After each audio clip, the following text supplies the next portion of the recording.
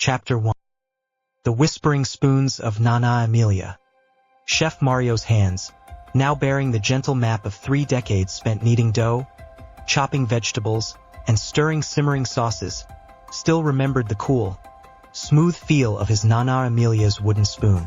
He could almost smell the comforting aroma of garlic and basil that perpetually clung to her apron, a scent as familiar and beloved as his own name. His culinary journey hadn't begun in a prestigious academy or a trendy bistro, but in the heart of Nonna Emilia's sun-drenched kitchen in a small village nestled amongst the rolling hills of Italy. It was a chaotic yet harmonious space, filled with the clatter of pots and pans, the rhythmic thud of her rolling pin, and Nonna Emilia's melodic hum as she worked. Young Mario, barely tall enough to peek over the worn wooden countertop, would perch on a stool, his eyes wide with fascination. One particularly crisp autumn afternoon, the air in the kitchen was thick with the sweet scent of apples and cinnamon. Nonna Emilia was preparing her famous torta di mele, her hands moving with practiced grace.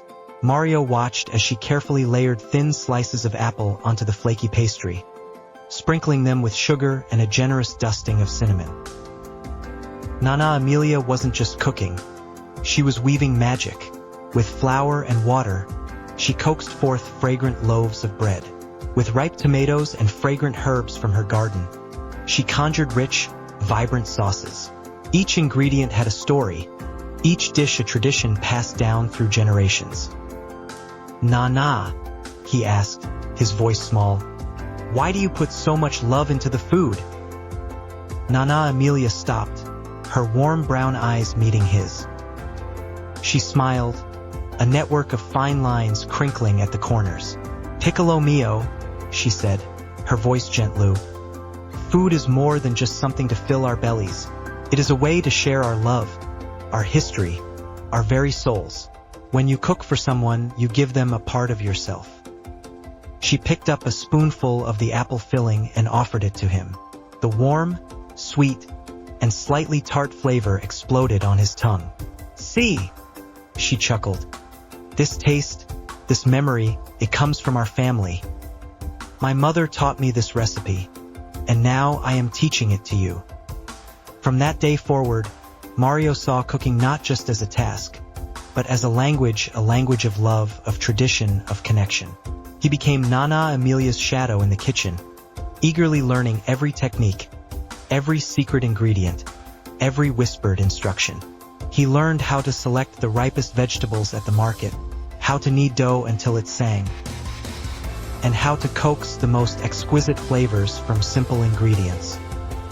As he grew older, the small kitchen in their village felt both vast with possibilities and too small to contain his burgeoning passion. He left to hone his skills in bustling city kitchens, learning new techniques and experimenting with different cuisines.